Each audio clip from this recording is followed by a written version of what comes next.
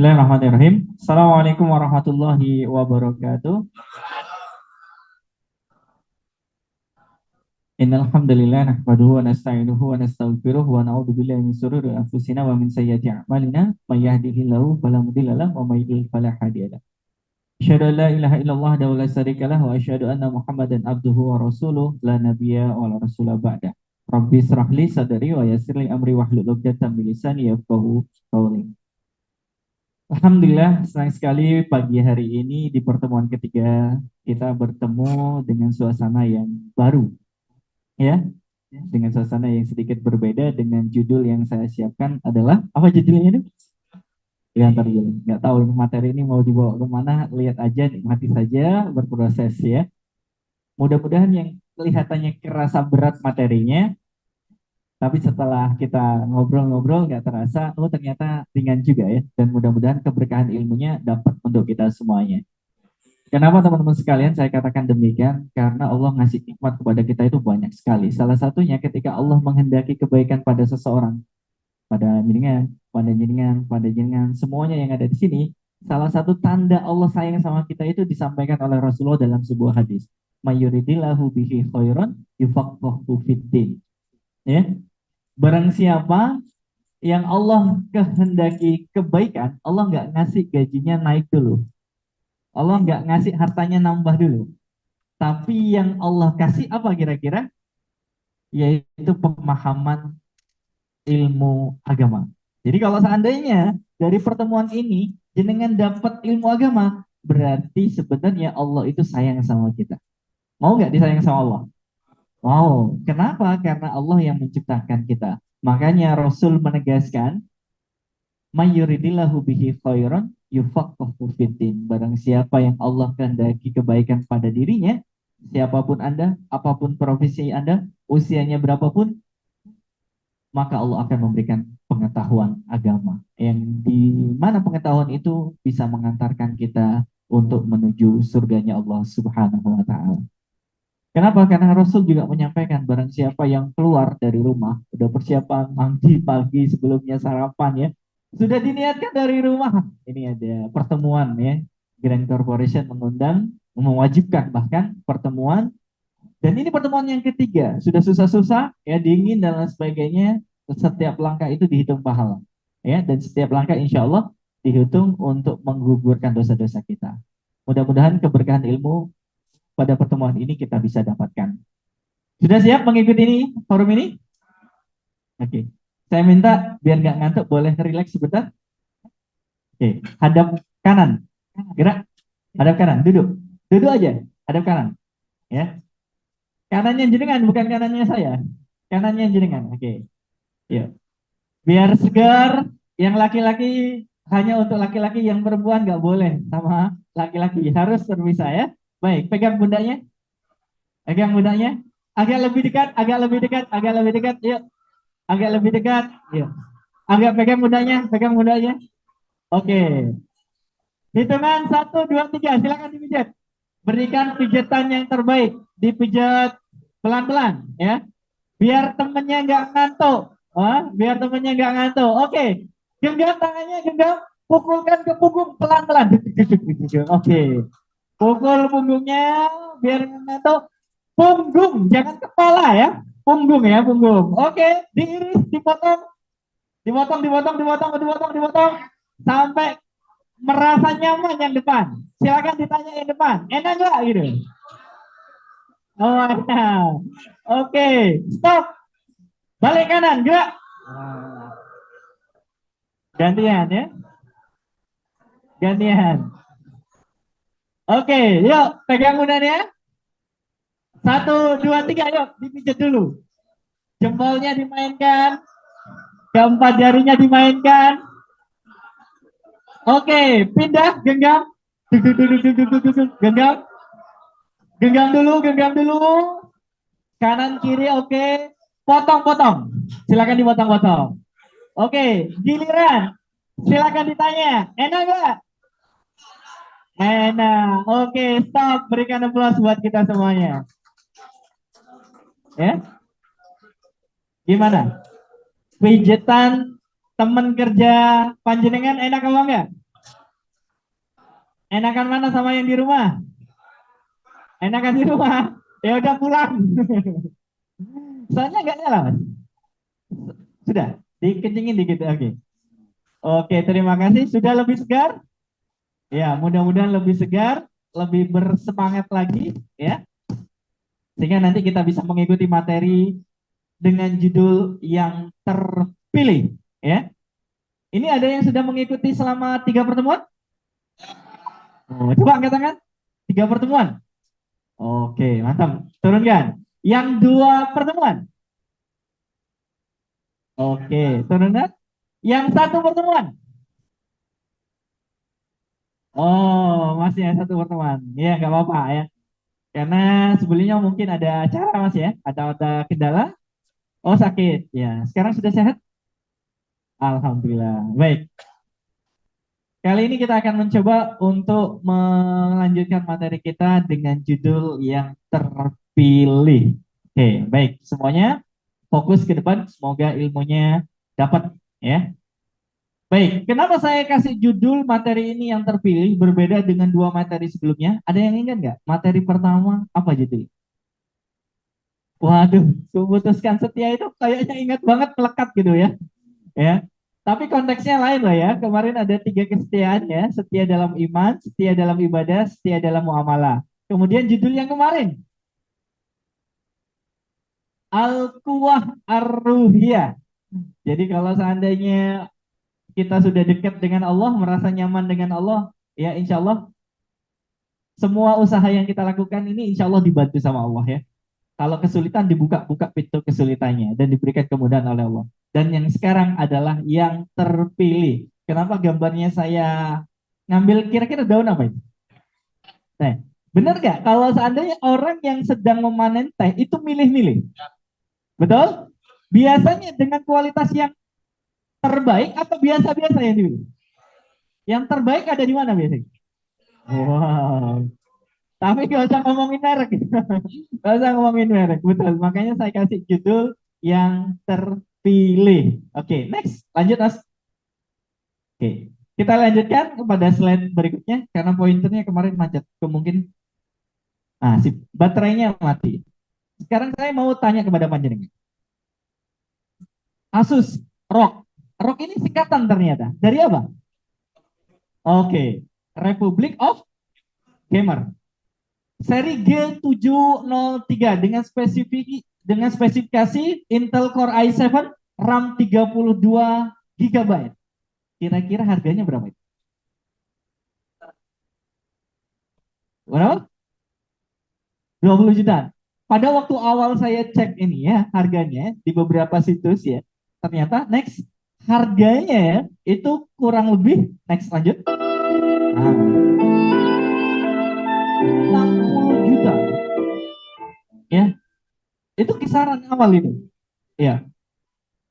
Menurut jenengan harga 20 atau 60 juta tadi untuk sebuah laptop ukuran kita mampu nggak beli? Belum, belum ya, belum mampu kan ya? Belum. Tapi ada nggak kemungkinan orang yang bisa membeli ini? Banyak, banyak. Ya. Berarti barang ini spesial. Betul nggak kira-kira?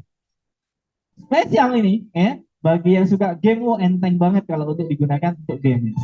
Next, selanjutnya kita masuk ke slide berikutnya. Ternyata teman-teman sekalian, bukan sebelumnya, ada sebuah komputer yang pertama kali dibuat oleh Apple. Ternyata mesin ketiknya itu masih terbuat dari kayu, ya. Dan ketika mesin komputer ini dilelang karena memang masih berfungsi, laku terjual 5,7 miliar. Ini kalau dibelikan kerupuk yuk, kolam kerupuk jadinya ya. Ya, 5,7 miliar. Kalau kita melihat dibandingkan yang tadi, fungsinya lebih baik mana? Rock apa yang ini? Yang pertama, tapi kalau dilihat dari nilai spesialnya, historinya, kan ada tuh orang-orang yang suka ngumpulin hobi-hobi barang-barang tertentu yang spesial. Yang zaman dulu Kemudian masih ada sampai sekarang itu dibeli dengan harga tinggi. Salah satunya komputer pertama Apple ini. 5,7 M. Bagi orang yang membeli barang ini sebenarnya spesial, Pak. Spesial. Kenapa? Karena unik. Dan mereka punya dana. Betul kan ya? Ada orang yang merasa, iya unik nih, Sir. Tapi kita nggak punya dana, Sir. Ya. Dibandingkan ROG, kita beli ROG aja. Ya. Republic of Gamer tadi. Asus. Ini luar biasa. Dan sekarang saya minta kepada panjenengan semuanya, saya kasih waktu. Silakan pikirkan sesuatu yang ada di ruangan ini yang menurut panjenengan istimewa, apapun itu, silakan berpikir, nanti saya tanya satu persatu. Dan dijelaskan kenapa Anda milih itu, ya, kemudian fungsinya itu apa, sehingga membuat itu bernilai spesial di mata Anda. Apapun yang ada di ruangan ini, gak usah keluar, silakan duduk, saya kasih waktu 1 menit untuk berpikir memilih sesuatu yang menurut Anda spesial. Saya hitung dari sekarang, silakan dipikirkan. Sebentar lagi saya tunjuk. Kalau boleh maju, maju. Waktunya 1 menit saja. Silakan berpikir dan harus punya alasan. Kalau sudah disebutkan oleh temannya, maka yang lain nggak boleh nyebutkan. Contoh misalkan, ini Ustaz, HP. Menurut saya HP ini spesial, Ustaz. Kenapa? Karena bisa membantu saya untuk berkomunikasi dengan teman. Oh betul, itu salah satu alasan. Maka karena HP sudah saya contohkan, nggak boleh memilih HP. Silakan. Waktunya masih 22 detik lagi. Saya tunjuk bentar. Silakan berpikir. Silakan cari sesuatu yang spesial di ruangan ini menurut panjenengan dan mempunyai nilai spesial bagi Anda. 4, 3, 2, 1. Saya tunjuk. Jangan menundukkan kepala ya. Justru yang menundukkan kepala berpotensi saya tunjuk. Masnya yang pakai kopiah? Hitam? Oke. Mas siapa namanya? Jadi kan yang pakai jaket? Iya. Oh, harus ngomong pokoknya. Silakan. Masnya siapa namanya? Mas Andi. Oke. Makanya jangan nunduk. Kalau nunduk saya tunjuk dulu. Ya. Mas Andi. Saya minta panjenengan untuk memilih sesuatu yang spesial di ruangan ini dan tolong jelaskan kepada kita spesialnya itu di mana. Kalau tadi laptop Asus ROG ya, nilainya hampir 60 juta ketika awal rilis. Kemudian sekarang ada komputer Apple yang dibuat karena nilai keunikannya hampir terjual sekitar 5,7. Menurut Mas Andi, kira-kira apa yang spesial di ruangan ini menurut panjenengan? Lampu. Silakan pakai mic boleh. Oke. Biar yang lain tahu dan yang lain nggak boleh memilih yang Anda pilih. Mas Andi memilih lampu. Kenapa lampu menurut Anda itu spesial? Tanpa lampu nanti gelap. Tanpa lampu gelap. Oke, betul? Betul. Berikan tepuk tangan untuk Mas Andi. Saya coba pilih yang perempuan. Yang perempuan ya. Mbaknya, yang lurus saya jilbab pink ya? Ya, ya, betul. Oke. Silakan. Siapa yang menurut Anda di ruangan ini yang spesial? Silakan. Kalau tadi Mas Andi ngomongin lampu karena memberikan pencahayaan ketika kita dalam kondisi gelap. Mbaknya siapa namanya? Mbak Hani. Oke. Apa yang menurut Anda spesial di ruangan ini? AC. Kenapa kok memilih AC? Bisa untuk memberi kesejukan pada ruangannya. Betul nggak kira-kira? Betul. Lanjut geser ke mbaknya yang pakai masker. Kerudung, ya, betul. Silakan. Menurut Anda, apa yang spesial di ruangan ini? Kaca. Kaca. Emang apa spesialnya kaca? Untuk bercermin. Betul, ada manfaatnya untuk kita? Betul. Lanjut, geser ke mbaknya yang kerudung abu-abu. Ya, jenengan. Yang pakai kacamata. Ah, betul. Geser ke depan. Nanti ke depan lagi ke laki-lakinya lagi. Yang ada di ruangan ini ya Ustaz. Apapun yang ada di ruangan ini yang menurut Anda spesial. Kacamata. Kacamata, karena jangan pakai kacamata. Iya. Kalau Emang kacamata nggak kelihatan. oh gitu. Berarti kacamata bagi Anda memiliki nilai Spesial. spesial. Sekarang saya tanya ke jenengan. Mic-nya kasihkan Bapak. Oke.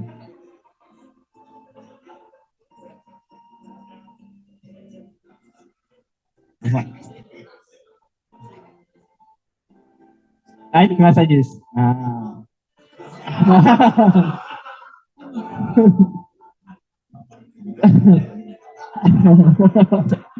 Mas Ais jahil banget.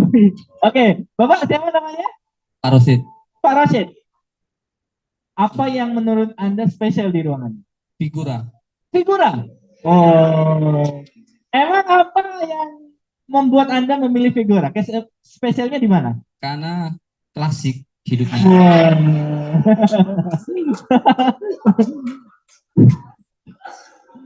Mas Guntur tanya, klasik itu apa, Pak?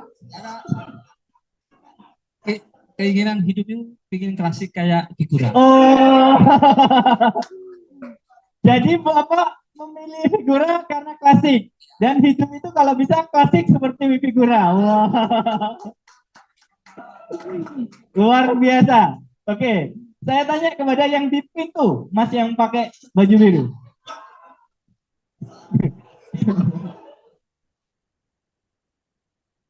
Oke, boleh kenalan Pak? Namanya siapa? Bapak Hasim. Bapak Asim. Tadi Mas Didit katakan Pak Asim ini ya, yang jaga pintu ya? Oke, saya tanya. Yang spesial di ruangan ini apa kira-kira menurut Pak? Iya pintu Pak.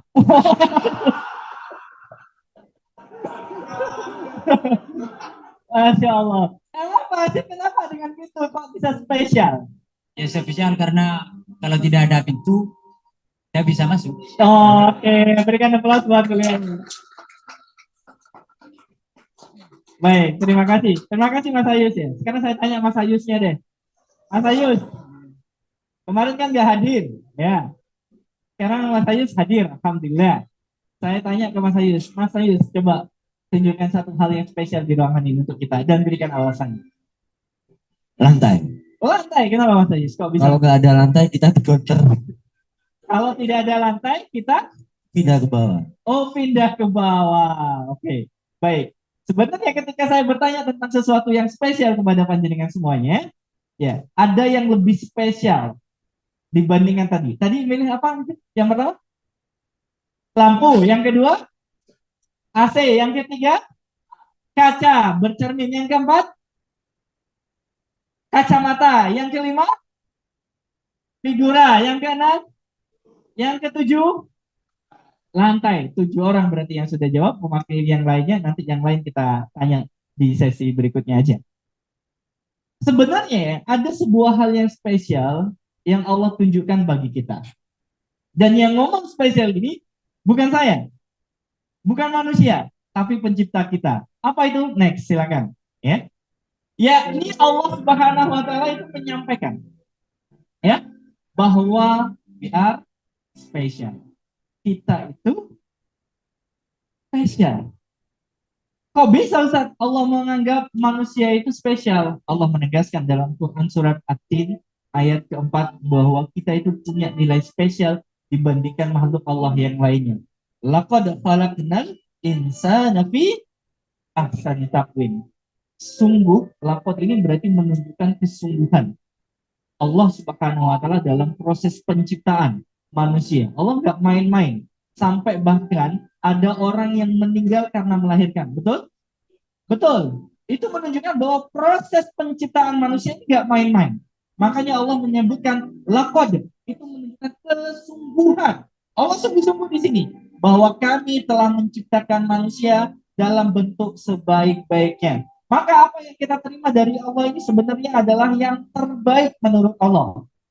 Makanya kalau seandainya kita cek, ada orang yang mohon maaf, lehernya itu diubah bentuknya sejak lahir.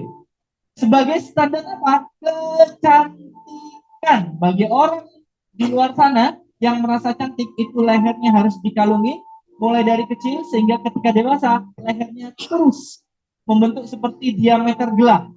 Semakin kurus semakin cantik. Pertanyaan saya, leher seperti ini dengan diameter seperti ini sudah yang terbaik atau yang terburuk yang Allah ciptakan? Yang terbaik, apapun bisa masuk. Tapi bayangkan kalau seandainya itu disempitkan, bayangkan teman-teman sekalian, naudzubillah ini.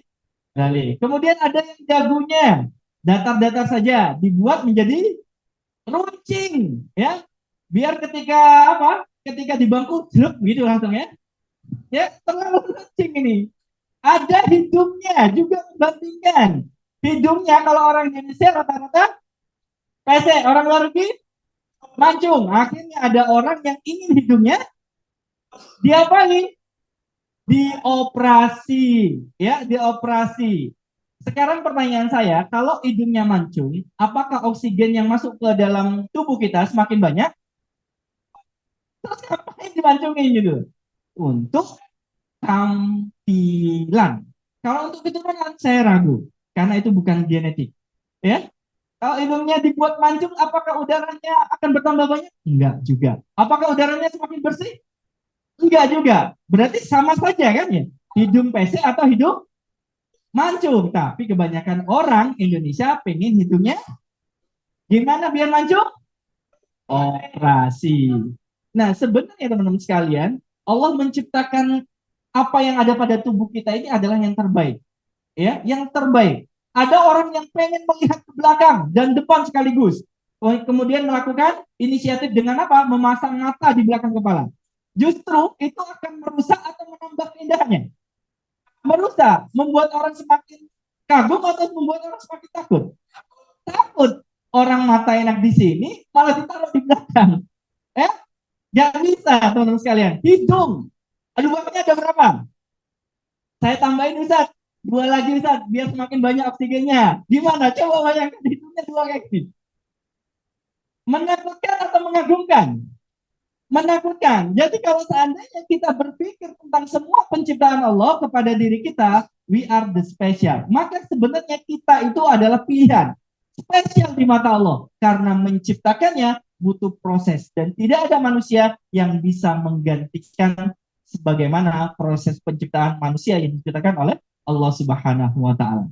Kita ini spesial, teman-teman sekalian. Next, makanya salah satu pertanda kita spesial dibandingkan makhluk yang lain adalah Allah memberikan kita nikmat akal. Sekarang saya tanya, akal dengan otak apa bedanya? Akal dengan otak sama atau beda? Beda. Apa bedanya? Otak itu akal itu otak. Itu sama aja. Mas ya? Oh iya, pakai bahasa anak teknologi ini ya. Otak itu hardware-nya, perangkat kerasnya. Kemudian akal itu software-nya. Oke, kita cek ya. Ternyata teman-teman sekalian, asal kata akal itu dari akala yakilu yang bermakna mengikat. Jadi makanya ada sebuah kitab ya menjelaskan bahwa yang hadul insan bima indahu min fikrin. Jadi seseorang itu bisa bangkit ketika pola berpikirnya itu bisa bangkit.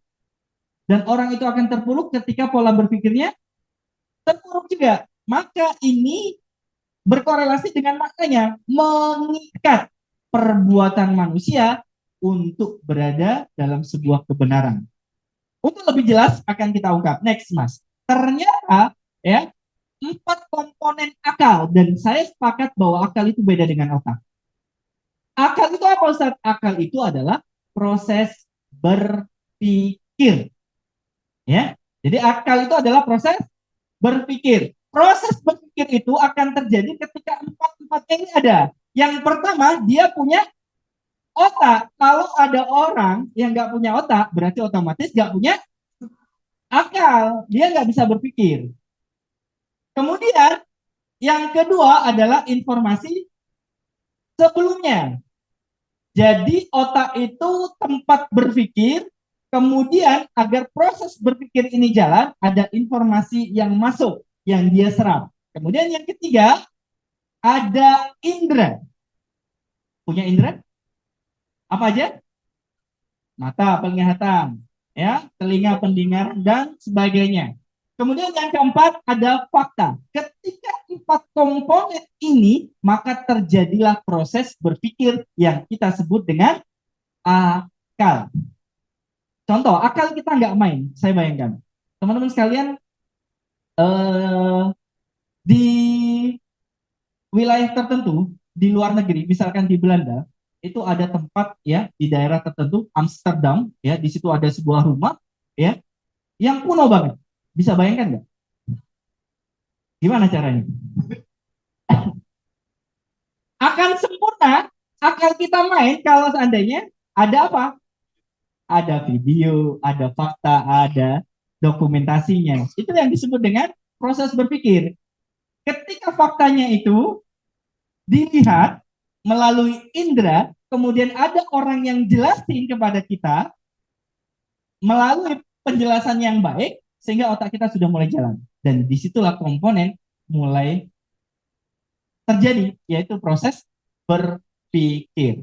Maka manusia yang punya otak, punya informasi sebelumnya, punya indera, dapat fakta, maka dia akan terjadi proses berpikir.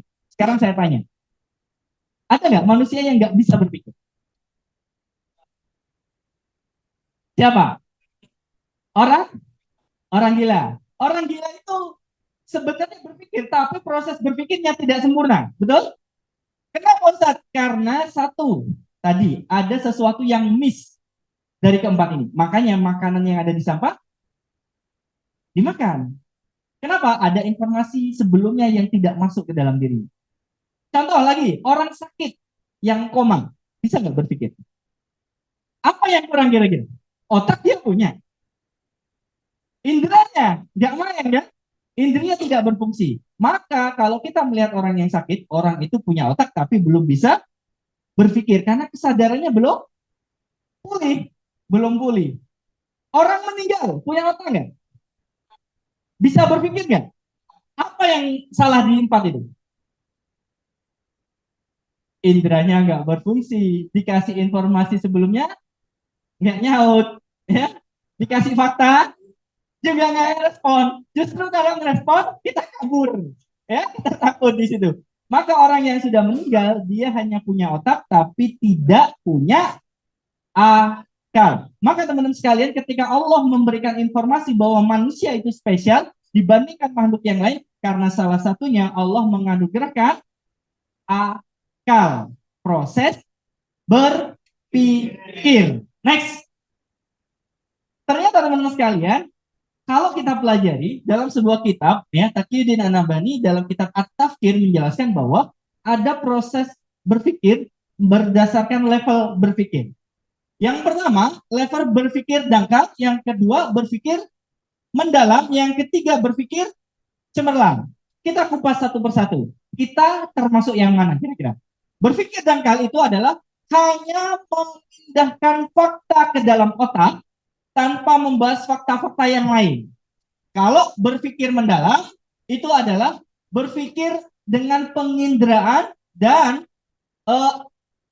menganalisa informasi yang berkaitan dengan apa yang ia indera. Sedangkan berpikir cemerlang itu ditambahi dengan fakta-fakta yang lain sehingga dia bisa menyimpulkan. Kita akan simpelkan penjelasan ini melalui sebuah contoh. Next. Oke, kita bahas. Ada nggak lemari kayak gini yang dijual di toko-toko biasanya? Oke. Cara membedakan bahwa manusia itu berpikir dangkal, contoh. Next. Yang pertama, kalau dia berpikir dangkal, ketika dia punya keinginan membeli lemari, ya, maka ia hanya menggunakan standar apa ini? Bagus atau ya bagus ini, yuk borong nih. Ya, Mas, itu kayaknya bagus ya. Bisa itu kita pilih. Orang yang berpikir dangkal adalah orang yang hanya responsif ketika mendapatkan fakta. Bagus ini, menarik, bagus warnanya kombinasinya oke, kita beli. Kalau berpikir mendalam gimana Ustaz? Nah, ini berpikir mendalam. Next. Kalau berpikir mendalam itu sedikit lebih dalam. tentu ada analisa. Tidak hanya menggunakan standar, wah ini bagus lah kayaknya, ya. Menarik juga pilihan warnanya, ada cerminnya. Tapi kita lihat dulu ukurannya. Pas nggak dengan ukuran anak-anak kita, kamarnya ini.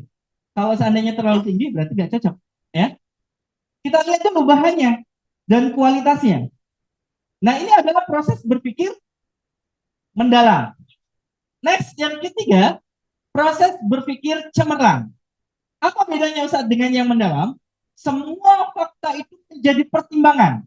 Mulai dari bagus atau menarik atau tidak tampilannya, bahannya, kualitasnya, ukuran dimensinya, harganya, bahkan kesesuaian dengan kebutuhan. Sehingga dia layak membeli atau tidak, menjatuhkan pilihan padanya atau tidak. Ini adalah proses berpikir cemerlang, sehingga bisa sampai ke tahapan solusi. Nah, pertanyaan saya, ada nggak orang yang berpikirnya dangkal saat ini? Ada nggak kira-kira Mas Ais? Contohnya apa?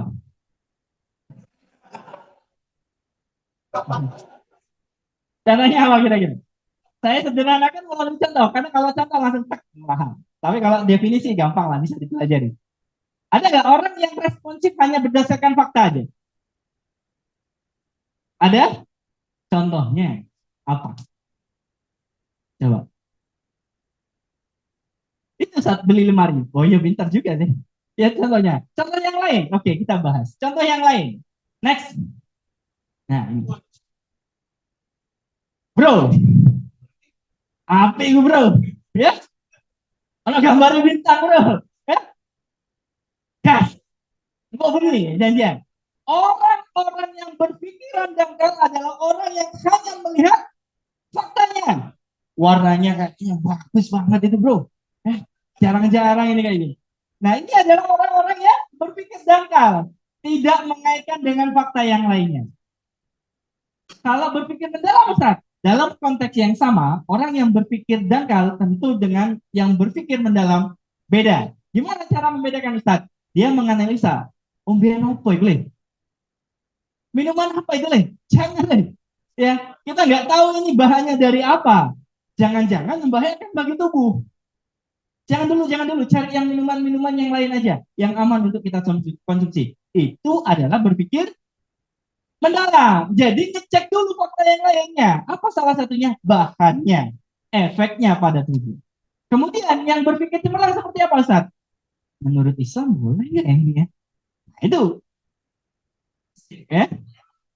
Ternyata setelah kita cek faktanya, menggoda, harganya terjangkau, ternyata bahannya diproses dengan sesuatu yang haram, dan ternyata setelah kita kaji di dalam Islam, ini nggak boleh, haram. Jangan usah cari yang lain aja. Ini berpikir cemerlang.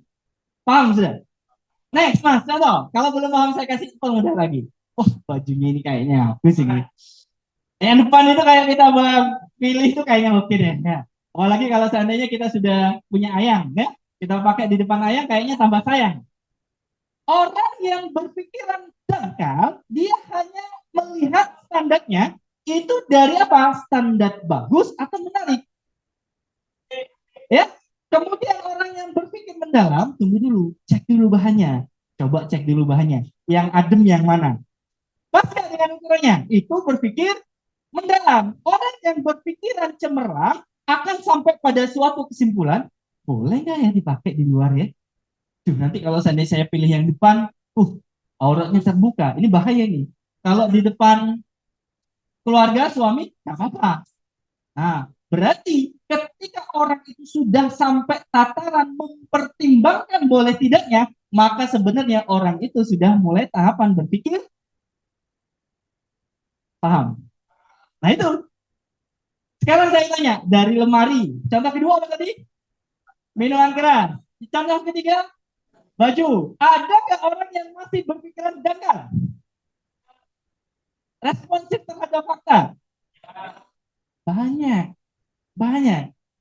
Banyak nggak yang berpikiran mendalam? Banyak kan mana yang berpikir dangkal dengan mendalam? Dangkal. Yang dangkal dengan yang cemerlang, kebanyakan orang. Kita milihnya yang mana? Alhamdulillah. Berarti kalau ada ya kesempatan melihat yang tadi enak-enak, ya tahan, tahan ya. Astagfirullah, ya. Kalau kita sudah mengucapkan astagfirullah tapi tetap diambil, wah, ya ini nggak konsisten ini antara apa yang diucapkan dengan perbuatannya, ya. Oke, next. Kita lanjutkan pada sesuatu yang lebih simpel lagi. Disajikan sebuah makanan. Kalau ikut ya, kemana Ustaz? Makan. Ketika diajak makan sama teman kita atau saudara kita, kemudian di situ disajikan daging. Enak itu dagingnya. Mengkilap banget ya. Kayak kayu di peletor nih misalnya, di pernis gitu. Orang yang berpikiran dangkal pasti akan langsung sikat bro. Mumpung ada. Kemudian kalau kita naik ke level kedua, orang yang berpikiran mendalam, dia akan ngecek dulu. Daging ini. Daging apa lagi? Yang bayar apa ini? Oleh dibawa mana nggak kira-kira? Boleh nggak dibawa pulang untuk anak-anak? Ternyata kalau kita naikkan satu level lagi ke proses berpikir cemerlang, setelah kita tahu ini adalah daging, misalkan daging babi, muncul nggak kesimpulan apa ya? Haram ini, nggak boleh nih. Senikmat apapun tampilannya, kalau zatnya sudah diharamkan sama Allah, maka kita nggak boleh. Boleh Kak Ustadz bagi umat yang lain. Ya udah nggak apa-apa umat yang lain menikmati, tapi kita pada posisi kita sebagai seorang Muslim. Makanya teman-teman sekalian, ketika Allah memberikan kesempatan yang spesial bagi kita dalam proses penciptaan, salah satunya dengan dikaruniai akal, proses berpikir, maka proses berpikir level keberapa yang harus kita ambil? Level ketiga. Apa itu? Nggak usah gerusa-gerusu. Ya, itulah kenapa Allah memilih kita sebagai makhluk yang spesial dibandingkan makhluk yang lainnya. Next, Mas. Ya. Lalu gimana Ustaz? Kalau kita bandingkan, nih ada dua permisalan sekalian ya. Nafsu versus akal atau proses berpikir. Orang yang dipimpin oleh nafsu tindakannya pasti akan berbeda dengan orang yang dipimpin oleh akal dalam berbuat. Kelihatan beda atau enggak? Bedanya di mana? Kalau nafsu, sikat. Kita cek. Next, ya. Kita cek apakah seperti itu. Teman-teman sekalian perhatikan ya. Orang yang digerakkan oleh nafsu dengan orang yang digerakkan oleh akal. Ada sebuah berita yang sangat viral waktu itu pada tahun 2019, namanya Yusuke Taniguchi. Usianya kurang lebih 34 tahun, kewarga negaraan Jepang. Dia itu ternyata punya kemampuan menghafal dengan cepat. Jadi ketika ditunjukkan beberapa angka, dia langsung bisa menghafal angka-angka tersebut dalam hitungan detik.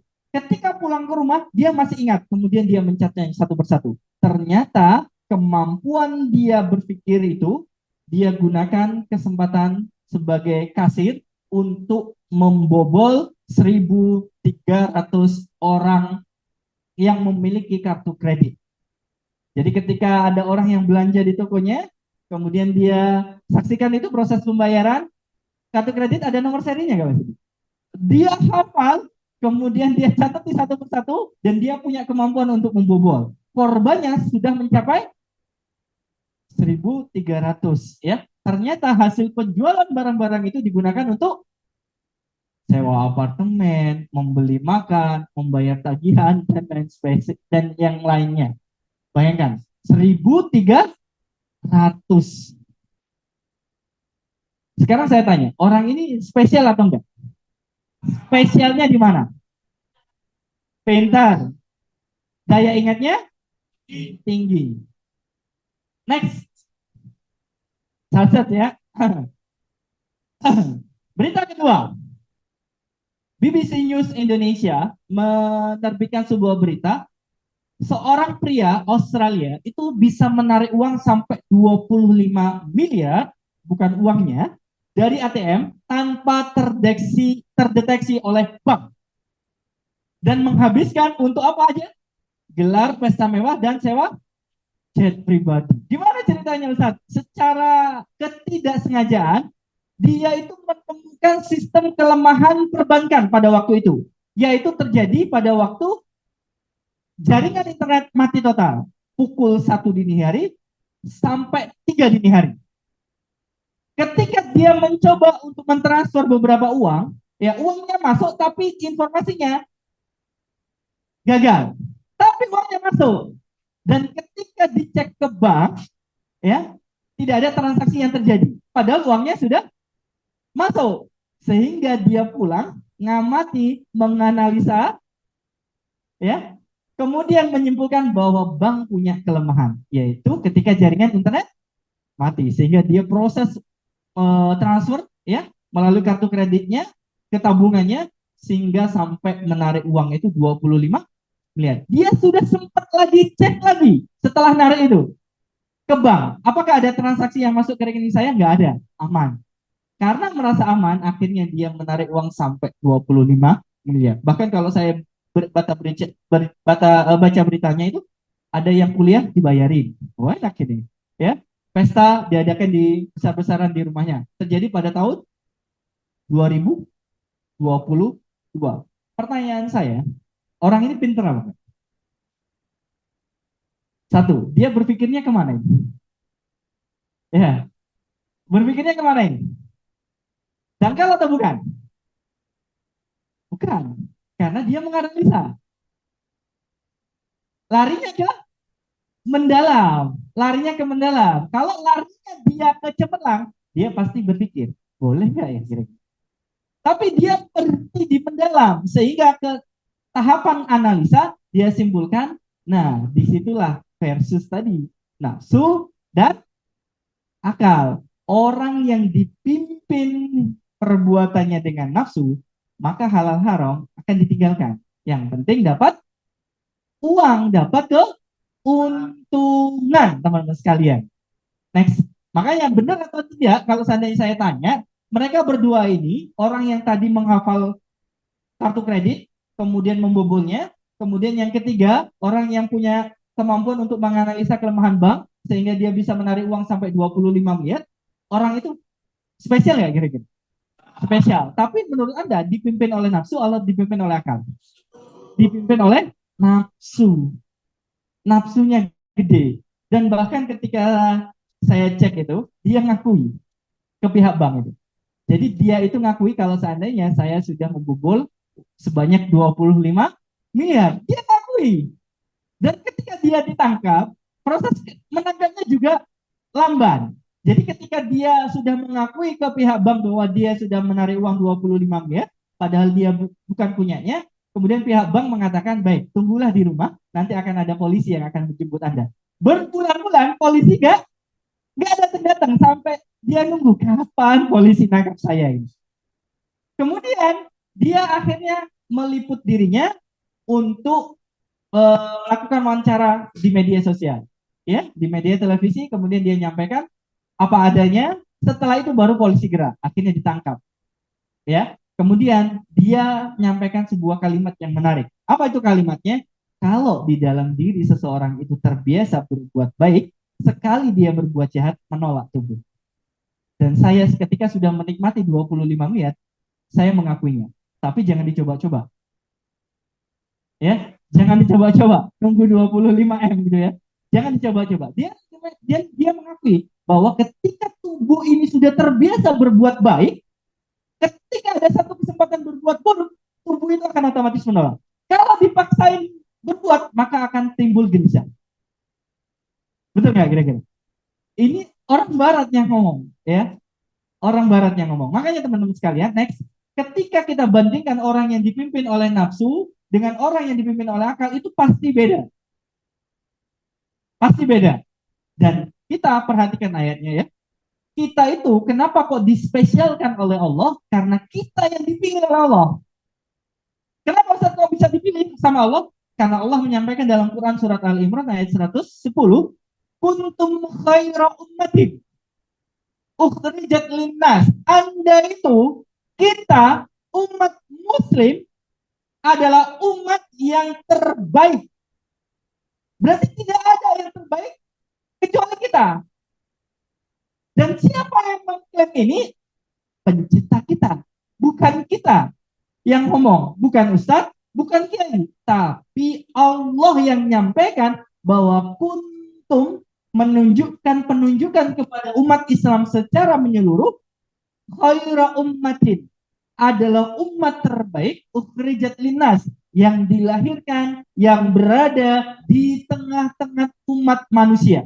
Makanya ada pendeta yang kemarin menyampaikan bahwa kagum dengan umat Islam ketika menolak tentang LGBT. Lo nggak bahaya tuh? Ya itu kayak gitu ya. LGBT. Pendeta saja non muslim itu mengakui saya kagum dengan umat Islam. Tegas terhadap LGBT. Bahkan ketika ada dokter yang didatangi oleh pasien homoseksual, dia katakan ada lubang di dubur salah seorang pasangannya yang nggak tahu dari mana ini. Lubang ini kok bisa ada? Dan ternyata lubang itu terbentuk karena proses sodomi atau liwat di dalam bahasa kita. Apa itu liwat? Yaitu memasukkan kelamin ke dubur. Itu nggak boleh. Laki-laki sama perempuan aja nggak boleh. Ini laki-laki dengan laki-laki. Maka umat Islam itu menegaskan nggak boleh. Sampai-sampai pelakunya katakan, dok, tolong sembuhkan saya, dok. Saya kapok sudah, dok. Kalau sudah kayak gini, bilang kapok. Dan pendeta itu sudah paham bahwa umat Islam itu tegas kalau dengan LGBT. Nggak boleh kita itu. Apa LGBT? Lesbian, gay, biseksual, transgender. Nah ini nggak boleh teman-teman sekalian. Kita itu dipilih oleh Allah sebagai umat yang terbaik, yang dilahirkan di tengah-tengah manusia. Percaya nggak kalau umat Islam itu terbaik? Teks mas. Tapi ternyata teman-teman sekalian, kok kondisinya itu belum terbukti. Kenapa kok saya katakan belum terbukti? Coba deh. Yang miskin banyakkan non-muslim atau muslim? Di Indonesia, muslim. Yang suka tawuran, anak SM, muslim atau bukan? Muslim. Yang korupsi pejabatnya, banyakkan muslim atau non-muslim? Muslim. Yang kena narkoba, kok muslim apa dat? Mayoritas. Yang kehilangan sandal di masjid, muslim. Muslim. Karena orang yang ke masjid pasti muslim. Buddha ya, ya. Dia sandal elek, muslim sandal api. Nah ini siapa pelakunya? Oknum. Oknum Ustaz gitu ya. Inisial. Ya. Inisial G. Nah ini teman-teman sekalian, ketika Allah sudah memberikan stempel, kamu umat yang terbaik, tapi realitanya kok enggak? Yang salah Allah apa kita? Yakin kita yang salah? Benar, yang masih miskin itu umat Islam? Kebanyakan? Iya. Yang suka tawuran? Iya, umat Islam. Koruptor? Iya. Padahal mereka ketika dijabat pakai sumpah apa? Pakai Al-Quran itu ya. Pakai Al-Quran ya. Kita harus memberantas. Ternyata pakai baju orange. Ya kan luar biasa ini umat Islam ini. Maka ketika stempel itu ada di dalam Al-Quran, tapi realitanya tidak sesuai dengan apa yang disampaikan Al-Quran, berarti yang salah Allah apa kita? Lalu gimana caranya biar terbukti bahwa kita adalah umat yang terbaik? Ayo, gimana caranya? Kita yang terpilih teman-teman sekalian. Makanya saya kasih judul, kita yang dipilih oleh Allah. Kita yang dipilih oleh Allah sebagai umat yang terbaik. Jangan sampai kita yang dipilih oleh Allah, tapi terlibat dari salah satu aktivitas yang saya tunjukkan. Saya pernah yang berada di sebelah sini, Ustaz. Pojok kanan, Ustaz. Enak banget memang Ustaz di sini, Ustaz. Ya, kompak, ya. bawa roti kalung, ya. Keren banget pokoknya Ustaz, ya. Buku itu Ustaz, selain buku pulpen, wadah roti kalung itu Ustaz, ya. Jangan sikat. Ada orang yang usir kita sikat. Enak banget Ustaz.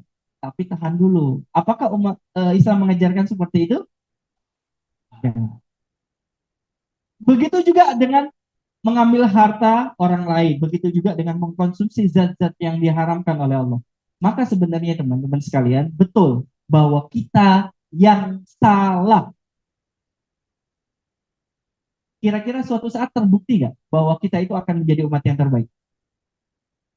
Terbukti nggak kira-kira? Menurut Mas Ayus, Allah ngomong seperti itu di dalam Quran, terbukti nggak kira-kira? Gimana caranya Mas Ayus? Sudah Allah yang ngomong. Saya yakin. Mau nggak Mas Ayus menjadi salah satu bagian dari umat yang terbaik? Mau. Jangan sampai ragu-ragu. Okay? Next. Yeah. Nah ini teman-teman sekalian, kenapa kok kita tidak bisa membuktikan diri kita umat Islam sebagai umat yang terbaik? Karena banyak umat Islam yang pura-pura. Pura-pura apa? Pintar. Next. Ya, pura-pura apa? Allah Subhanahu wa taala menyampaikan bahwa walaqad zarokna li jahannam katsiran minal jinni wal insi. Dan sungguh akan kami isi neraka jahanam itu banyak dari kalangan jin dan manusia. Karena kita bangsa manusia, urusannya jin kita lewatkan aja. Next. Apa yang dikatakan Allah dalam Quran surat Al-A'raf itu? Lahum qulubul la yafqahuna biha. Mereka itu manusia ya, pura-pura padahal mereka itu sudah diberikan hati. Dalam artian beberapa penafsiran mengatakan diberikan akal untuk berpikir tetapi tidak digunakan untuk memahami tanda-tanda kebesaran Allah Subhanahu wa taala. Mereka sibuk dengan aktivitas kerja, berangkat pagi, pulang sore, nongkrong sampai malam, melewatkan ibadahnya, besoknya kerja lagi, pulang sore, nongkrong sama teman, malamnya istirahat, kemudian besoknya juga demikian. Siklus kehidupannya hanya seperti itu toh. Ketika ada tanda-tanda kebesaran Allah, dia nggak mengucapkan Masya Allah. Ketika dia berbuat dosa, dia nggak ngomong Astagfirullah. Mana kalimat-kalimat yang biasa ia baca di dalam masjid, di dalam musola? Kok nggak dibaca ketika dia bekerja? Karena Allah menyampaikan lahum qulubul la yafqahuna biha. Allah itu sudah ngasih anugerah berupa akal pikiran yang bisa berpikir mana yang baik dan benar, berpikir tentang keesaan Allah Subhanahu wa taala, kebesaran Allah Subhanahu wa taala dalam proses penciptaan ini, tapi nggak digunakan. Makanya Allah mengatakan mereka itu pura. Next. Allah sudah menganugerahkan walahum ayunul la yubsiruna biha. Apa itu? Allah tidak hanya memberikan akal bagi mereka manusia, tapi mereka juga dikaruniai mata penglihatan. Dengan mata itu dia bisa melihat, ya, tetapi tidak digunakan untuk melihat tanda-tanda kekuasaan Allah. Yang diperlihatkan di depan matanya hanya kesibukan dan urusan dunia. Bahkan matanya digunakan untuk hal-hal yang dilarang untuk melihatnya. Sehingga apa? Mereka pura-pura buta. Apalagi yang Allah karuniakan kepada mereka? Next. Yang Allah karuniakan walahum adzanul la yasma'una biha. Allah nggak hanya ngasih akal, Allah nggak hanya ngasih mata, tapi Allah sudah menganugerahkan kepada mereka pendengaran, telinga, sehingga dia bisa mendengar. Tapi ternyata kebanyakan dari mereka itu tidak memperdengarkannya untuk mendengarkan ayat-ayat Allah Subhanahu wa taala sekalian. Maka mereka pura-pura tuli. Next. Dan teman-teman sekalian yang mencengangkan lagi, ya, Allah hinakan dalam ini. Ulaika kal an'am. Mereka itu yang tadinya punya akal tidak digunakan untuk berpikir kekuasaan Allah, kebesaran Allah, dikasih penglihatan tidak mendengar sesuatu, dikasih penglihatan tidak melihat sesuatu yang baik, dikasih pendengaran juga tidak mendengar sesuatu yang baik, ya. Mereka itu kal an'am, ya, seperti hewan ternak. Hewan ternak apa aja? Ayam apakah hewan ternak? Sapi, kambing, banyak hewan ternak itu. Ustaz kok gambarnya gitu? Saya jelaskan biar nggak salah paham. Ya, yang ngasih label kita itu hina kalau seandainya dikasih akal tapi nggak berpikir, dikasih penglihatan tapi nggak melihat, dikasih pendengaran tapi pura-pura tuli, balhum adallun. Orang-orang yang seperti itu lebih sesat daripada binatang ternak. Ulaika humul ghafilun. Mereka adalah orang-orang yang lengah. Sekarang kita bahas korelasi gambar dengan ayat tadi. Ayam begituan di luar, ya, begituan di tempat umum, ya, nggak tahu tempat, ya, bisa dikatakan lumrah, wajar. Kenapa kok wajar? Karena nggak punya akal, apalagi memahami sesuatu nggak punya. Benorames ya, nggak kelamben nggak apa-apa, nggak pakai baju nggak apa-apa. Begitu di tempat umum nggak apa-apa. Tapi kalau manusia begituan di tempat umum, maka aktivitasnya viral, betul, viral. Aktivitasnya sama nggak dengan ayam? Kenapa kok Allah mengatakan lebih sesat daripada ayam? Karena manusia itu punya. Sekarang pertanyaan saya, ada nggak kira-kira? Kita cek, Mas. Next. Nah.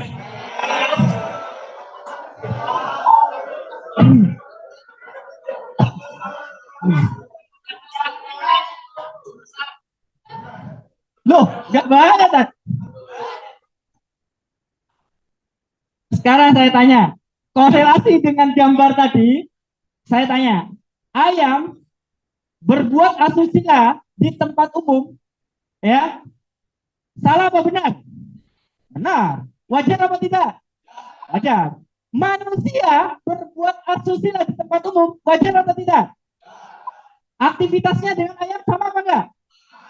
Lebih hina mana? Pintar. Ya sama di atas sepeda motor. Nah makanya karena manusia itu, ya, diistimewakan dengan akal pikiran, makanya gunakan sepeda motor. Ayam nggak perlu sepeda motor. Ketika aktivitas dua orang ini seperti ini, lagi opo deh teman-teman. Ngapain orang itu? Ngapain? Dia coba untuk berpikir mendalam, Ustaz. Mendokumentasikan secara alami, Ustaz, gitu. Juga sama teman-teman sekalian. Ya. Sama sebenarnya. Apakah yang kita lihat pelakunya secara langsung ataukah orang yang sedang mendokumentasikannya secara alami? Sama.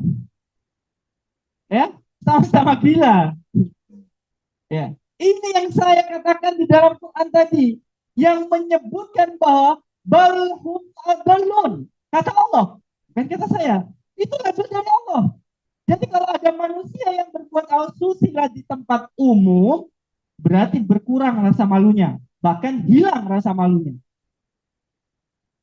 Balhum adallun, lebih sesat dia. Makanya ketika Allah menunjukkan bahwa kita umatnya yang terbaik, kita nggak bisa menjadi yang terbaik karena masih banyak yang kayak gini-gini. Di Indonesia ada nggak yang kayak gini-gini? Surabaya ada nggak? Jember, Jember. Kecamatan Sumbersari. Jalan Jawa. Tapi lama-lama kegerakan.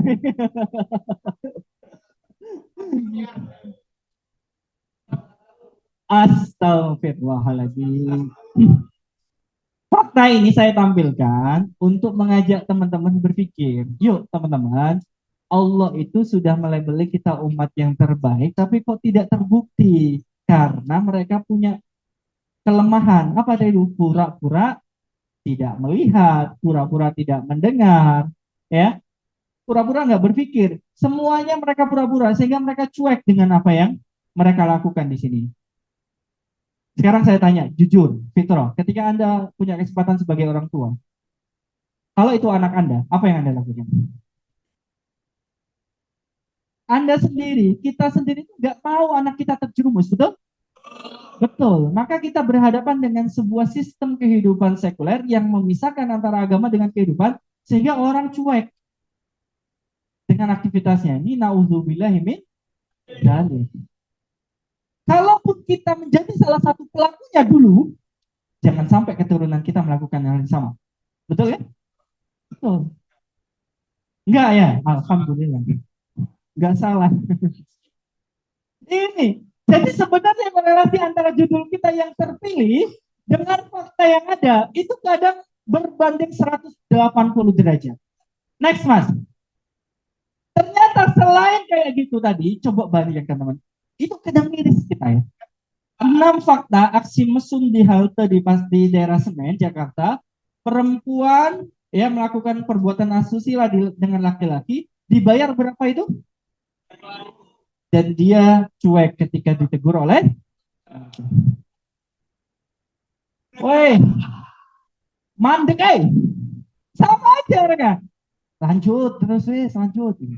Ya. Makanya saya katakan teman-teman sekalian, kalau dua tipe manusia dipimpin oleh akal dan dipimpin oleh nafsu, beda nggak aktivitasnya?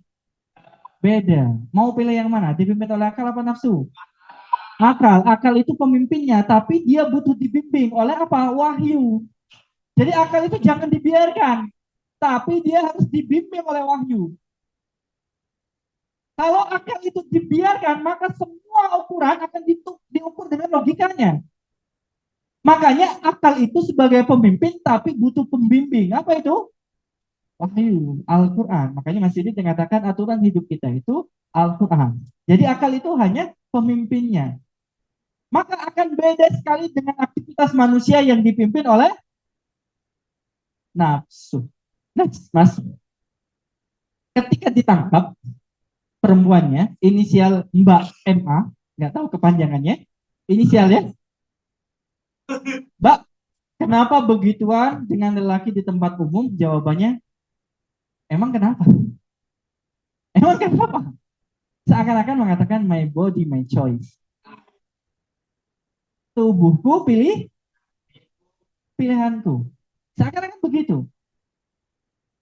Ya, betul teman-teman sekalian. Next, Mas.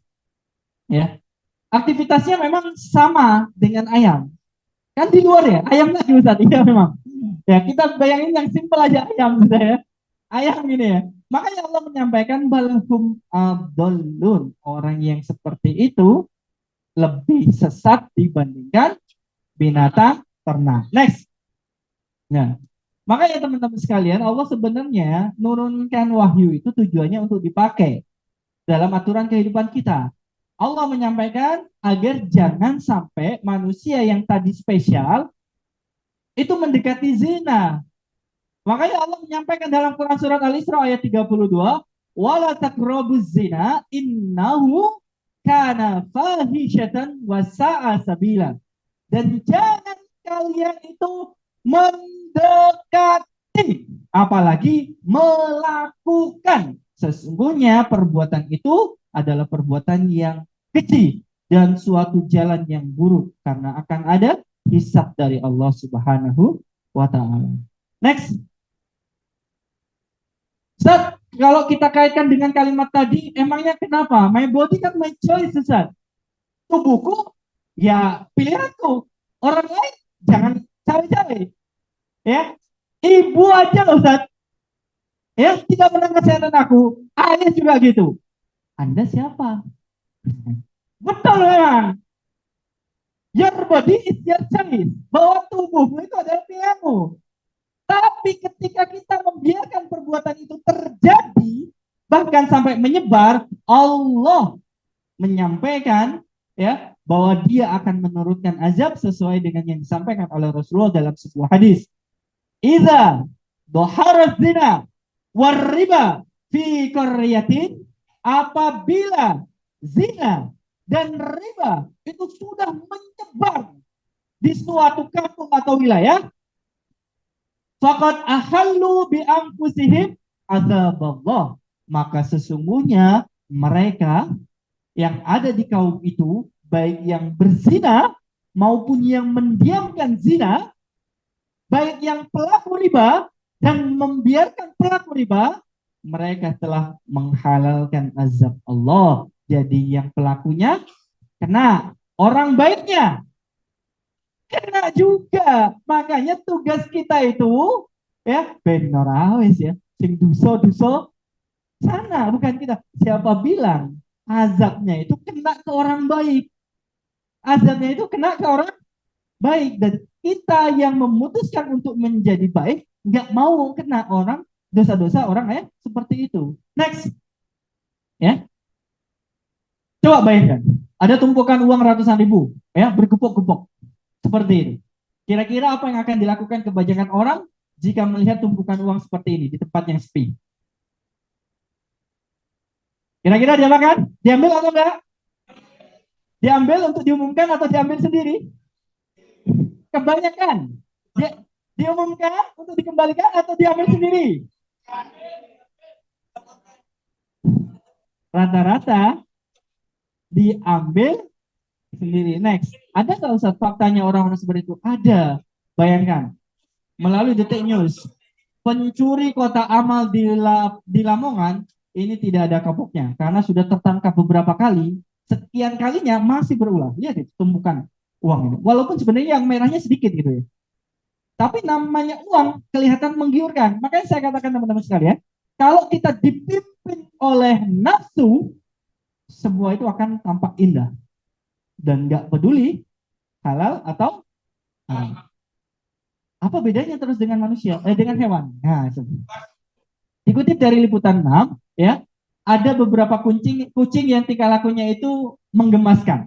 Gemas ini kucing, nggak apa-apa, karena dia hewan kucing, ya. Ia membawa duit majikannya, ya. Uangnya pecahan mana ini? 100.000 sama 50.000. Kucing bawa uang seperti itu boleh nggak? Dosa nggak? Enggak. Manusia dalam seperti itu. Dosa. Makanya Allah katakan ketika ada manusia yang tidak menggunakan akal pikirannya, tapi nafsunya dibesarin, sehingga halal dan haram itu tampak sama, maka itu balhum adallun. Dia lebih sesat daripada hewan. Na'udzubillahimin. Next. Makanya teman-teman sekalian, ada aturan lagi, rules lagi di dalam Islam bahwa kita nggak boleh mencuri. Makanya Allah menyampaikan wasariqatu faqta'u aydiyahuma. Adapun kalau seandainya di tengah-tengah kalian siapa saja, laki-laki maupun perempuan yang mencuri sesuai dengan kadarnya, potonglah tangan keduanya sebagai balasan atas perbuatan yang telah mereka lakukan. Makanya larangan ini, Ustaz, potong, Ustaz. Nggak akan kalau nggak nyuri. Simpelnya gitu. Jadi Islam itu melindungi kita sebenarnya teman-teman sekalian. Agar kita bisa terjaga sebagai hamba Allah yang punya visi misi penciptaan, ya udah berbuat sesuatu sesuai dengan aturan dari Allah Subhanahu wa taala. Next. Ya. Maka ketika kita yang terpilih tadi, kuntum khaira ummatin ukhrijat linnas, untuk membuktikannya ada 3. Yang pertama, silakan lanjut Mas. Yang pertama, kita itu bisa bangkit dari keterpurukan dan membuktikan kita yang terbaik. 1, ta'muruna bil ma'ruf, yaitu apa? Mengajak orang untuk berbuat baik. Makanya kalau ada saudara kita, teman kita yang masih belum sholat,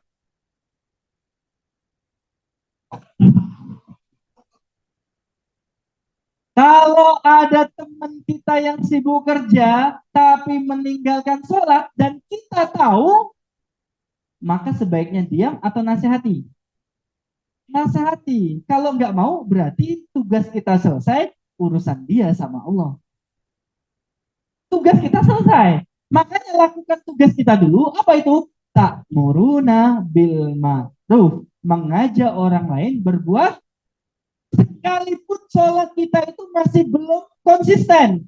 Kadang tepat waktu, kadang molor waktu. Gak apa-apa, yang penting kita sama-sama ngajak. Ustaz, itu teman saya belum sholat, Ustaz. Saya khawatir kalau saya nanti ditanya sama Allah, "Hei, kamu itu ya punya teman gak sholat, kenapa kok dibiarin?" Nah, ini kita nggak mau ditanya sama Allah seperti itu, tapi lakukan saja tugasnya dengan cara yang baik. Gak sholat kan? Nah, nggak usah kayak gitu, biasa aja. Yuk sholat mas, sudah usia seperti ini. Allah nanti bisa manggil kita kapan saja. Saatnya kita berubah, saatnya kita berbuat baik. Setelah sholat, kita makan bareng. Nah gitu, apa-apa. Sampaikan. Ketika mereka nggak mau, bukan urusan kita lagi. Tugas kita selesai. Maka ketika kita ingin membuktikan bahwa Allah memilih kita sebagai umat yang terbaik, ta'muruna bil ma'ruf, maka berbuat baiklah. Ajaklah orang itu untuk berbuat baik sekalipun kita masih berproses dalam berbuat baik. Kemudian yang kedua, wa tanhauna 'anil munkar. Jadi kalau ada teman bawa minuman keras, ngajak kita, "Bro, aku dua ini, bro." Kok begini, bro ya? Ketika Anda sudah dapat materi ini, bro, pertemuan ketiga kemarin nyindir kita, bro. Ya, minuman keras yang ini nggak boleh, bro. Nanti membahayakan kita. Yuk, saatnya kita ganti dengan yang lain. Gak usah nyebut merek aku, ya. Ganti dengan yang lain. Ya, sampaikan. Orang itu kadang mau mengajak dalam perbuatan yang baik, tapi kadang sulit untuk mencegah orang dalam berbuat kemungkaran. Ya, jadi ketika ada orang yang berbuat kejahatan kemungkaran itu sulit untuk dicegah karena takut. Tapi kalau untuk ngajak kebaikan bisa, insya Allah. Tapi saya yakin dua-duanya bisa nggak? Bisa, bisa. Makanya buktikan. Dan yang terakhir, kata Allah, ketika kita ingin membuktikan bahwa kita yang terpilih, maka jawabannya, ya, wa tu'minuna billah. Selain dia ngajak yang baik, selain dia mencegah temannya berbuat yang buruk, wa tu'minuna billah. Dia itu juga beriman kepada Allah, sehingga dengan keimanannya dia sedang berproses untuk menjadi lebih baik. Jadi ketika tiga syarat ini terpilih, ya, tiga syarat ini diperhatikan, dilakukan secara individu, masyarakat, dan sistemik, saya yakin suatu saat, ya, apa yang dikatakan Allah di dalam Al-Quran tadi, bahwa kita umat yang terbaik akan terbukti. Allahu a'lam bishawab. Sampai di sini, paham teman-teman sekalian? Saya buka sesi diskusi. Ada yang mau disampaikan? Silakan. Boleh, boleh. Banyak. Silakan banyak.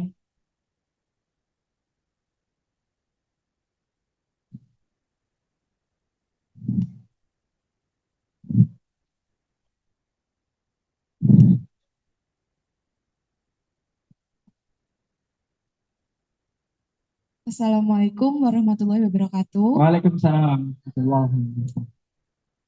Tadi disampaikan bahwasannya kalau misalkan ada teman yang tidak melakukan kebaikan, misalkan tidak sholat, kita yang tahu harus mengingatkan, gitu Ya. ya Pak Ustadz. Kalau misalkan nih kita sudah mengingatkan, ayo sholat gitu setiap hari, tapi tetap tidak dilakukan, tapi kita tetap memberikan contoh, kita sholat di depannya, itu apakah kita sudah menggugurkan dosa kita?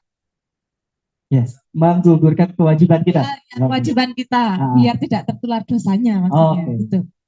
Ya, Terima kasih. Ya, terima kasih. Assalamualaikum warahmatullahi wabarakatuh. Waalaikumsalam warahmatullahi wabarakatuh. Baik, dulu Hasan bin Husain, Hasan dan Husain, cucu Rasulullah SAW, itu melihat cara wudhu seorang lelaki tua yang salah urutannya.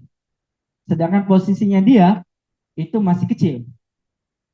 Yang kecil mengingatin orang yang sudah tua nggak enak, sehingga dia berencana kong kali kong dua-duanya untuk dengan hal yang baik memperagakan sesuatu berperan untuk mengambil wudhu dengan cara yang salah, satunya ngingetin, sehingga proses sandiwara mengambil wudhu antara Hasan dan Husain ini dilihat oleh orang tua yang ada di sampingnya. Wah, Hasan salah urutannya, yang benar gini. Oh ya, terima kasih. Setelah ini urutannya apa? Dan itu terlihat oleh orang tua yang ada di sampingnya. Maka sejak saat itulah orang tua itu terbantu dan mengingat kembali serta membenarkan proses wudhunya, tata urutannya dengan cara tidak pernah mendengar secara langsung Hasan bin Husain, "Bapak yang sewu wudhunya salah nggak?" tapi menunjukkan praktek dengan apa? Simulasi sandiwara yang mereka lakukan. Kembali ke pertanyaan tadi, berkorelasi dengan aktivitas itu. Ketika kita sudah melihat secara langsung teman kita itu belum sholat, kewajiban kita yang pertama adalah satu, nyampaikan secara lisan. Ketika itu sudah disampaikan berulang-ulang, gak sholat-sholat, sebenarnya kewajiban itu sudah gugur. Namun ketika kita memberikan contoh dengan aktivitas sholat, itu lebih baik. Gak apa-apa, ya. Terus saja, ya. Pakai mukena di depannya, bawa mukena di depannya, ya terus saja, ya. Tapi dengan niatan tidak menebarkan kebencian, ya. Ya, jadi dengan niatan tidak menebarkan kebencian. Jadi apa yang kita lakukan itu menjadi sebuah nilai tambah yang baik. Boleh. Sebenarnya ketika kita sudah menyampaikan itu gugur kewajiban kita.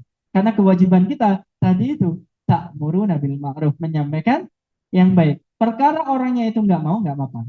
Ketika ditambah dengan aktivitas konsisten dengan sholat dan dilihat orang itu, tapi jangan sampai membuat niat kita sholat ingin dilihat orang itu. Hati-hati dalam masalah niat ini. Tetap konsisten niatnya karena Allah, walaupun ya dalam aktivitasnya, aktivitas yang kita lakukan persiapannya dilihat oleh orang yang kita maksud tadi. Allah alam bisawab. Itu jawaban saya. Jadi boleh.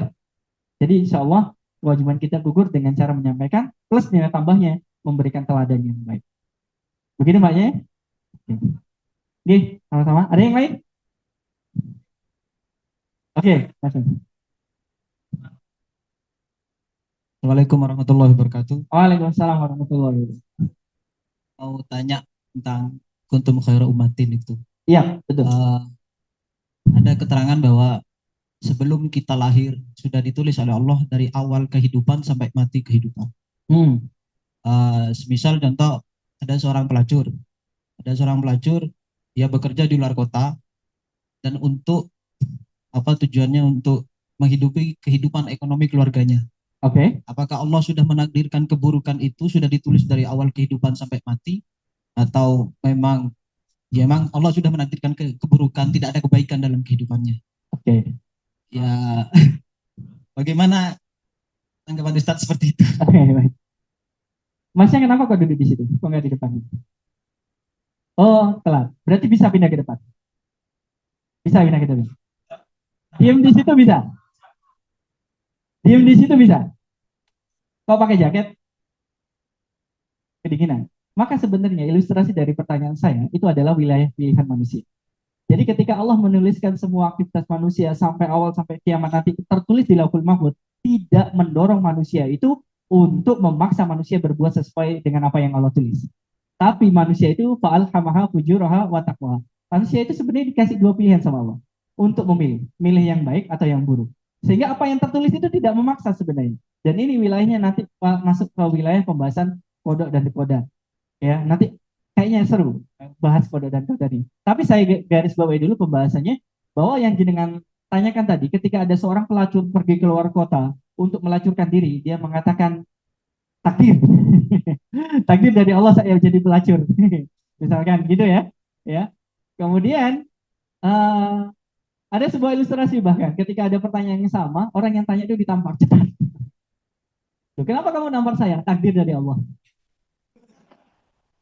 Takdir dari Allah.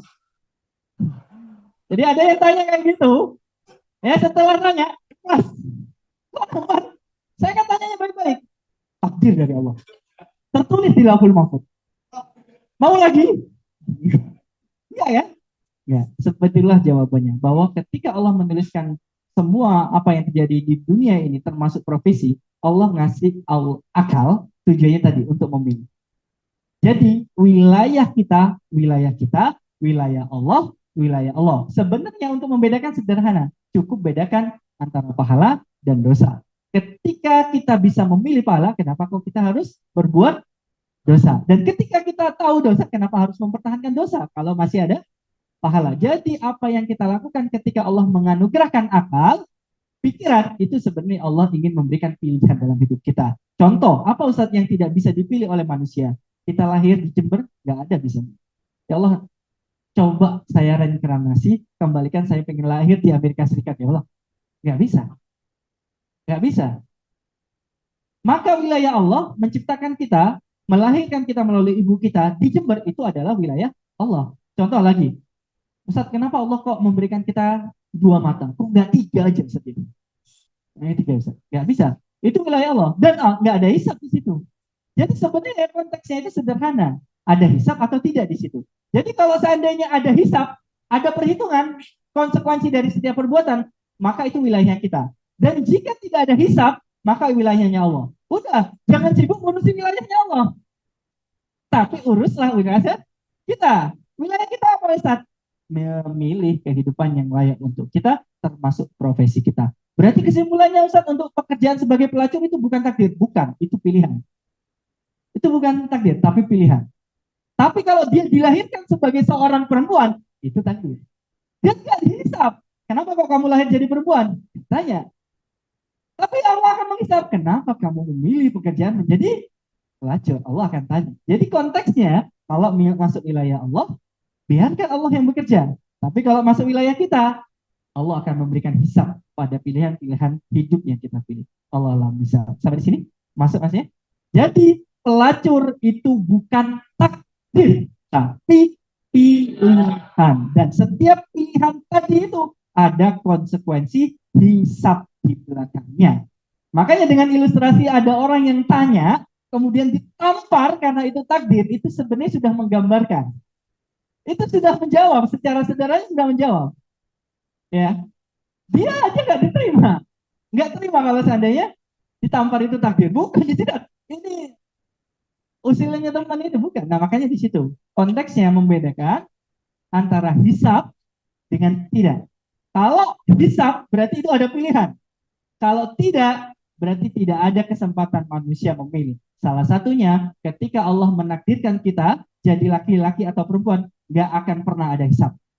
Yang ada hisab adalah apa yang kamu lakukan sebagai laki-laki, apa yang kamu lakukan sebagai perempuan.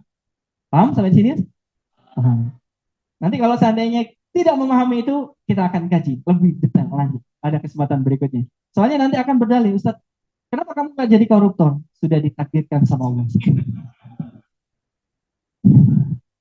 Ya. Kalau tadi ditempai lagi, orangnya enak dijawabkan. Ya, makanya saya katakan tadi korelasinya itu. Cukup ada hisab atau tidak? Wilayahnya Allah atau bukan? Kalau wilayahnya Allah, sudah nggak usah otak-atik. Biarkan Allah yang bekerja. Tapi kalau wilayahnya kita, disitulah ada pilihan. Jadi mau jadi pelacur, ya, PSK, berjudi, minum homer. Enak minum homer. Nah, minum homer, minuman keras. Takdir Allah satu. Salah paham di sini. Makanya ada hisab di situ ya. Allah alam bisawab. Mudah-mudahan demikian. Sudah waktunya kita berakhir. Insya Allah kita ketemu di pertemuan selanjutnya ya. Mohon maaf apabila ada kesalahan.